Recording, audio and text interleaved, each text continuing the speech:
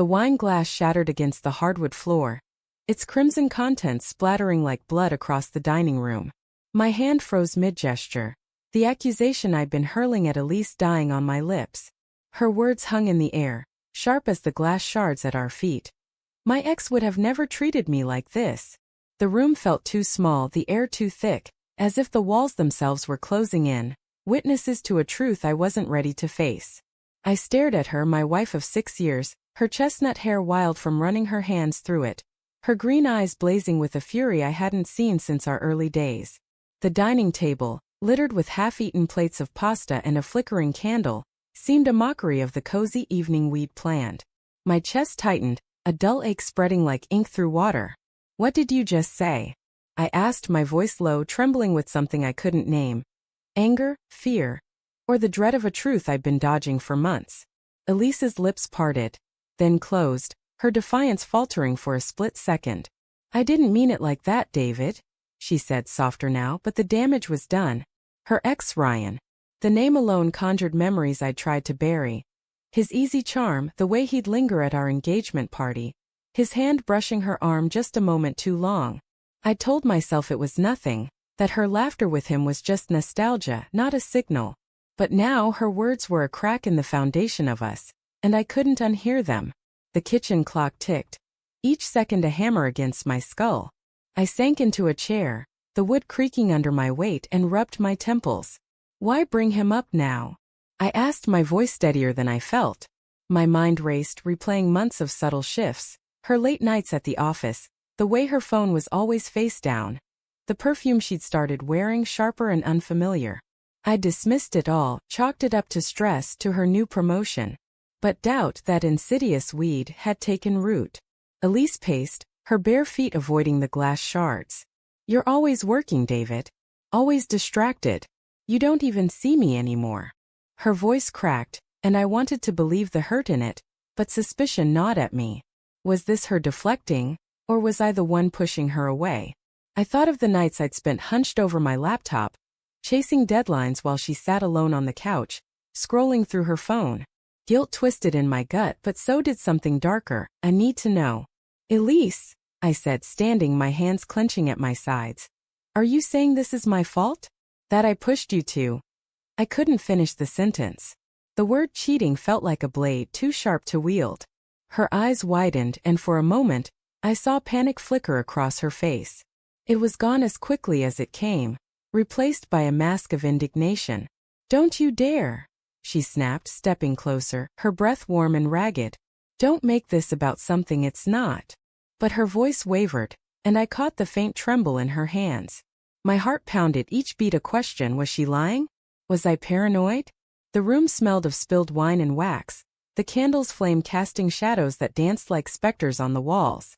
I crossed to the counter, needing distance, and noticed her phone lying there, screen dark but somehow accusatory. "Then show me," I said, nodding toward it. My voice was calm, but inside I was a storm, anger, fear, and a desperate hope that I was wrong. "Show me there's nothing to hide." Her face paled, and the silence that followed was deafening. She didn't move, didn't speak, and in that moment I knew. The truth wasn't in her words but in her hesitation, in the way her fingers twitched toward the phone before pulling back. My stomach churned, and I felt the ground shift beneath me, as if the life we'd built was crumbling into the glass-littered floor. "David, you're being ridiculous," she said finally, but her voice was too high, too forced. She reached for the phone, but I was faster, snatching it before she could. Her gasp was sharp, a sound that cut deeper than her earlier words. The screen lit up under my touch, and there it was, a notification from Ryan. "Meet me tomorrow, same place. Miss you." The words blurred as my vision swam. My knees buckled, and I gripped the counter to stay upright. "Elise," I whispered, my voice breaking.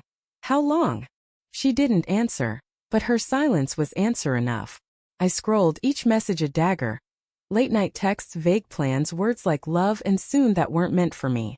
The betrayal wasn't just in the act but in the intimacy of it, the secret world they'd built behind my back. "I'm sorry," she choked out, tears streaming down her face now. "It wasn't supposed to happen. It was just he was there and you weren't." Her words were a plea, but they only fueled the fire in my chest.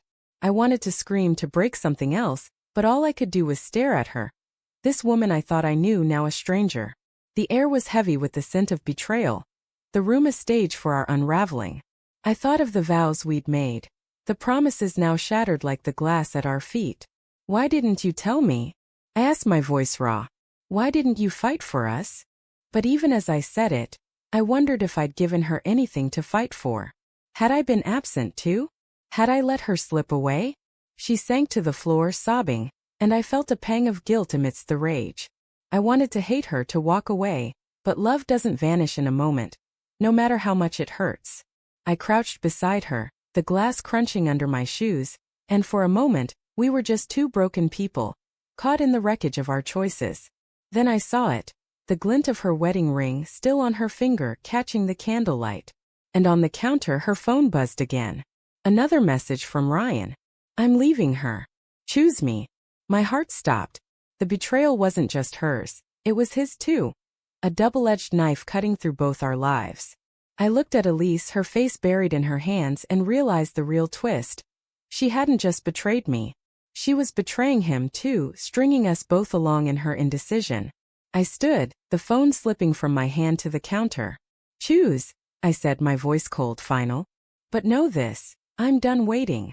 I walked out, the door slamming behind me, leaving her with the shards of our life and the weight of her choices.